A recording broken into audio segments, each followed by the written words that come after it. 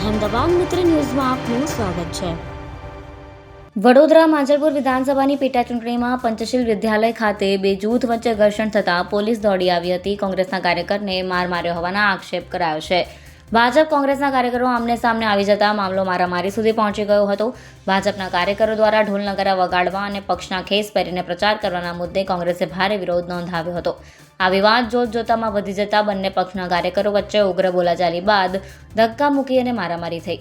મળતી માહિતી અનુસાર પંચશીલ વિદ્યાલય ખાતે આવેલ મતદાન મથક નજીક ભાજપના કાર્યકરો પક્ષના ખેસ પહેરી તેમજ ઢોલ નગારા સાથે મતદાન જાગૃતિ અભિયાન ચલાવી રહ્યા હતા।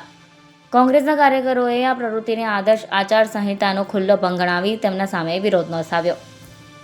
આ મુદ્દે બંને પક્ષો વચ્ચે સામસામે વિવાદ ઊભો થયો, જે બાદ મામલો ઉગ્ર બની ગયો અને મારામારી સુધી પહોંચી ગયો।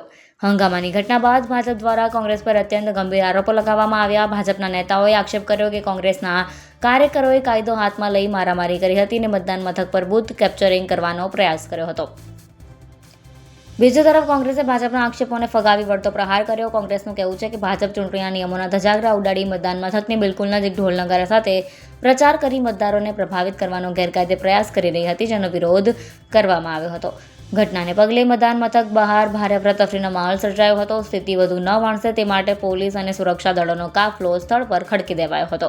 ડીસીપી અભિષેક ગુપ્તાએ જણાવ્યું હતું કે બે જૂથ વચ્ચે ઘર્ષણ અંગેની માહિતી મળતા જ પોલીસ ઘટના સ્થળે પહોંચી હતી। ટોળા વિખેરી શાંતિમય રીતે મતદાન ચાલુ કરાવવામાં આવ્યું। જ્યાં ઘટના બની ત્યાં સીસીટીવી પણ હતા, તેના આધારે તપાસ હાથ ધરવામાં આવશે।